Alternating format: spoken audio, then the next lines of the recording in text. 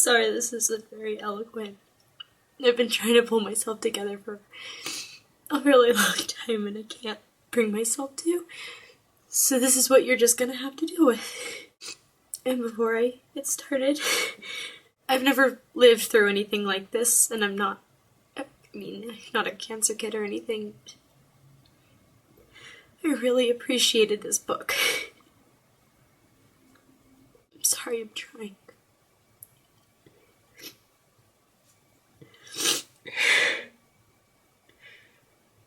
This is really hard.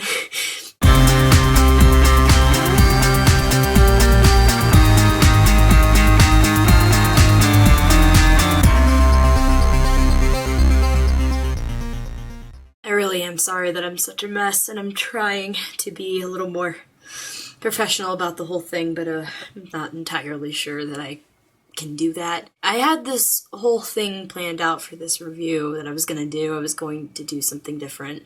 But the minute I finished the book, I felt like the moment called for this, and I couldn't wait. I couldn't hold it inside. So, I'm sorry, but this is the review you're getting. And let me just say, thank you, John Green.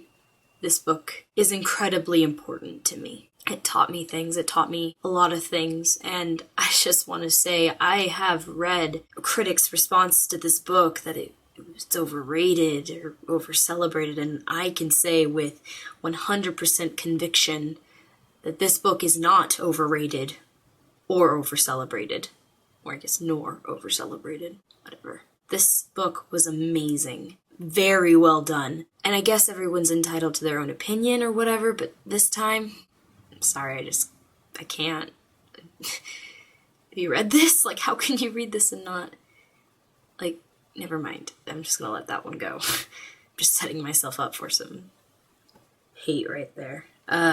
First, John Green just captures these characters so incredibly. I would put up the argument that Hazel and Augustus aren't particularly likable, and that's not to say they're not great characters. They're amazing characters, but as people, they're both kind of pretentious, their lives are messy, and they can be a little bit explosive.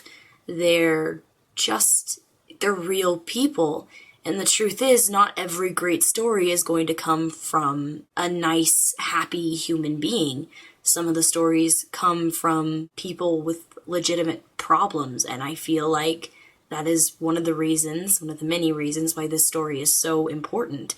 I feel like the writing was just part of it. I mean, John Green doesn't make you feel fooled. You don't feel like you're hearing a story from John Green. I felt like I was hearing a story from Hazel, and she was telling me her story, and she was telling me why it was important, and she was telling me it was important because it was important to her, and it just felt like I was having a conversation with a very real person, and the pain you feel is incredibly real. It's this sympathy, and you can't help it. Even though these characters do not want to be sympathized for, you sympathize the same way you sympathize for a friend who is in pain, or even somebody who isn't your friend. You know, you see somebody at a grocery store, like, you know, cut their finger and they just go, you know, and it hurts, and you kind of sympathize for them for a second. You know, oh, that must have hurt. That's how that feels.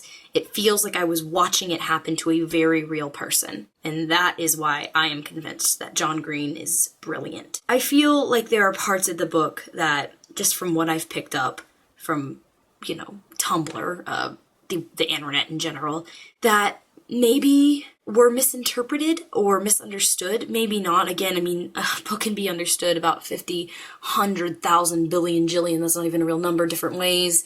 But, I mean, people were so all about Hazel and Augustus, and for a while, I thought what I was going to be picking up was just a love story, but it is so much more than just a love story, and in truth, it wasn't Hazel and Augustus, yay, Hazel and Augustus, them being together, that made the book for me. It was them as individuals coming together and balancing each other out in these crazy realistic ways. I mean, I know that sounds like the same thing as loving them as a couple, but it isn't. And I don't know how to eloquently describe it because I think there are some feelings that you can't describe with words.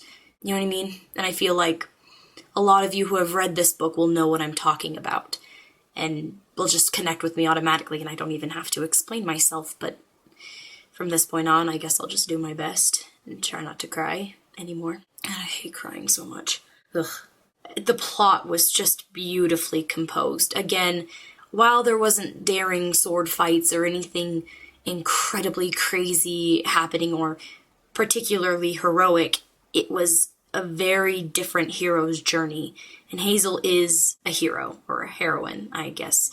She's strong, and even though if I had met her in real life, I probably wouldn't have been her best friend, I still kind of just applauded her in a lot of ways. She went through a lot of stuff and handled it with this crazy strength that I've only seen in people I truly admire, like my mother or my grandmother or my best friends. But again, with the plot, it's not the point that it was epic or that crazy things were happening. It just felt like it deserved to be told, like I was supposed to read it, like it's important. No part of it, no matter what Hazel is doing, whether she's at the mall or selling the swing set or just thinking about life, no part of it feels unimportant or like it doesn't belong. It belongs.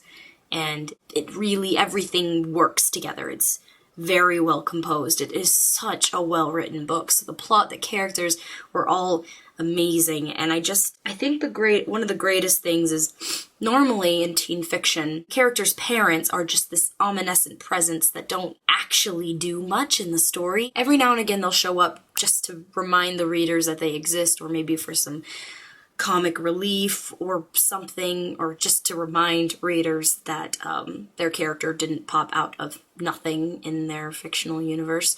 But they don't normally serve an immense purpose. But Hazel and Augustus's parents, who say really no more than a few words in comparison to Hazel and Augustus, are very effective, and they make you, I mean, maybe not you, but for me, the first time I cried in this book is when Hazel reflects and says she heard her mom say before she almost died that she wasn't going to be a mom anymore. These are parents, and these are how parents act when their son or daughter is in any kind of danger. This is a parent. This is how a parent acts.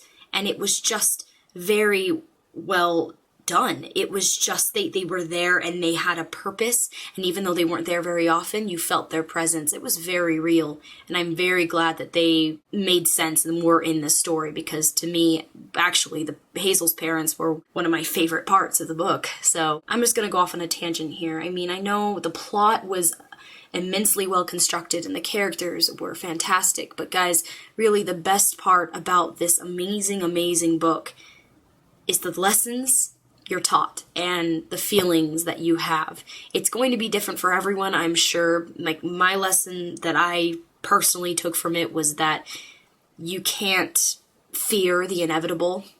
I mean, you probably will, but try to fight it. You can't constantly be afraid of death or oblivion or anything like that. You can't do that. It's easy to fear death, but you have to have this respect, fear, and excitement for what could happen next. You can't just think about the inevitable all the time. And it was about life and death and love in the scope that I had never thought about any of them in before. And that's what I took from it. It's just, there were so many moments that were cutting, and I had to sit down the book a couple of times because it hurt.